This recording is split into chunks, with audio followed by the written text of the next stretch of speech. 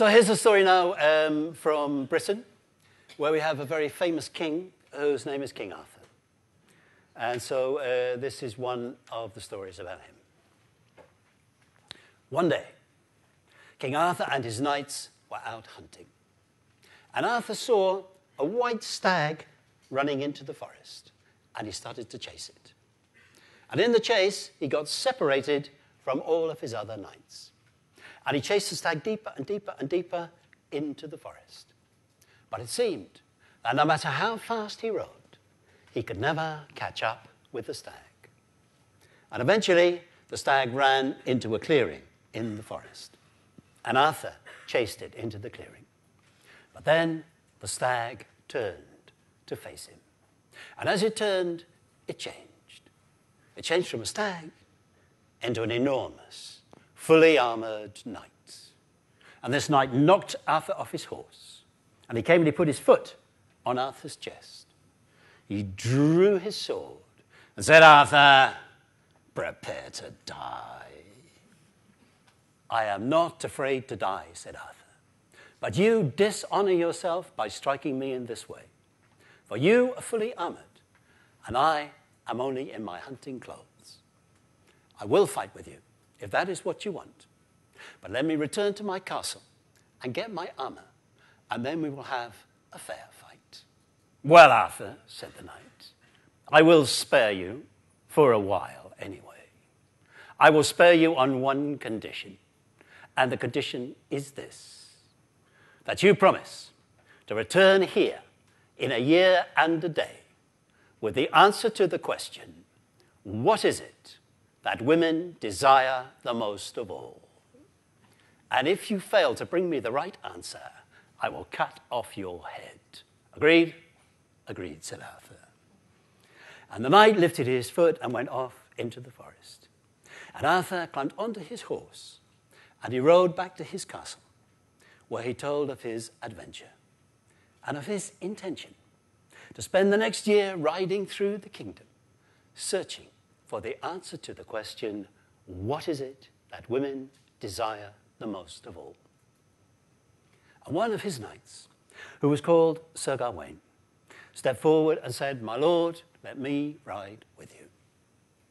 So Arthur and Gawain set out on their quest.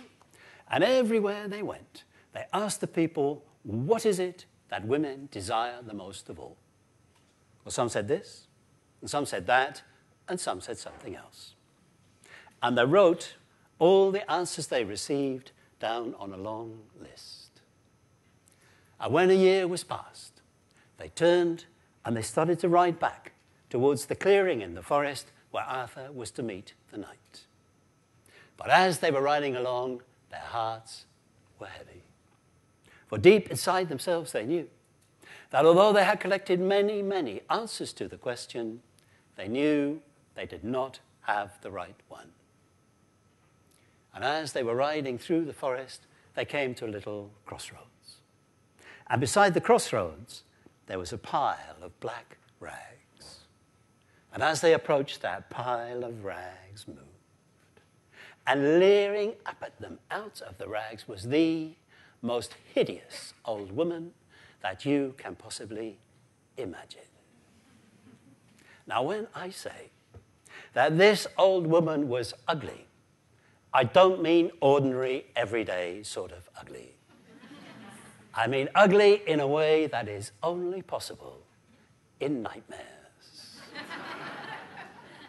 Her hair hung about her like greasy grey snakes. Her skin was cold and scaly like a fish. Her eyes were two little red dots sunk deep in her face. Her mouth was like a gash across her face, and out of it stuck not teeth, but yellow tusks. When she spoke, her voice was like fingernails on a blackboard. And she smelled so bad, the horses shied away from her. And she looked up as they approached and said, "Well, my pretty boys, and where are you off to?" And Arthur reined in his horse. He said, "Well, madam, we're on a quest." "Oh, quest, eh?" said the hag. Well, from what I hear, you haven't been very successful. What do you mean we haven't been successful, said Arthur. We've collected many, many answers to the question. Oh, I don't care how many answers you've got, She said. they won't do you much good if you haven't got the right one, will they? And in spite of himself, Arthur felt his heart beat faster. Madam, he said, if you know that, do you then know the answer to the question? Oh, yes, I know. Then, for the love of God, said Arthur, tell us, and I will reward you with as much gold as you want. Oh, it's not gold I want, She said. Well, then say what it is that you do want, said Arthur, and if I can, I will give it to you. I will only tell you the answer if one of your knights promises to marry me.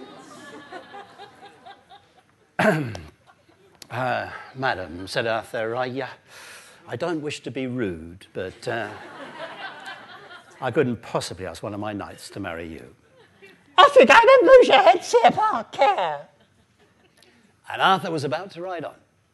But Gawain said, my lord, wait. If this lady will give us the answer to the question, then I myself will marry her. And Arthur turned to him, he said, for God's sake, Gawain, think what you're saying. No, said Gawain, if she will give us the answer, I will marry her. Woo, good, said the hag. Oh, well, I like you, Gawain, you're a pretty boy. And then she told them the answer to the question. But they did not write it down on the list, in the hope that the knight would be satisfied with one of the answers that they already had, and therefore that Gawain would not have to marry the hag. And they rode on to the clearing in the forest, and there sat the knight. Well, Arthur, have you brought me my answer? We have brought you many answers, said Arthur. And he gave the knight the list. And the knight started to read through it. But the more he read, the louder he laughed. And when he had read the last answer, he threw the list to one side and said, Arthur, prepare to die. The answer is not here. But Gawain stepped forward and said, wait, we have one more answer. And it is this. What women desire the most of all is power over their own lives. And when the knight heard that, he was furious. Oh, that's the right answer. And he stormed off into the forest. Woo, told you, said the hag. Come on, Gawain, let's go and be married. So Arthur, Gawain, and the hag returned to the court. And all the people were very happy to see Arthur and Gawain after a year's absence. But they were somewhat surprised at this strange creature they had with them. And when the people learned that Gawain was to marry the hag, a silence fell over the court. And all the people went into mourning for the fate of poor Sir Gawain. But a promise is a promise. And Gawain and the hag were married. And that night, they went to their room. And the hag slipped into bed. Unable to bring himself to go near her, Gawain paced backwards and forwards on the far side of the room. Until at last the hag peeped up from under the covers and said, Gawain, this must be a true marriage. Come over here and kiss me. And Gawain took a deep breath. He walked over to the bed, he closed his eyes, he bent over and kissed the hag. There, said a gentle voice. That wasn't so bad, was it? And Gawain opened his eyes, and lying in the bed was the most beautiful young woman he had ever seen. Gawain, she said, with that kiss, you have broken the spell that bound me, or at least half of it. For I can only keep this shape for half of every day. And now you must choose.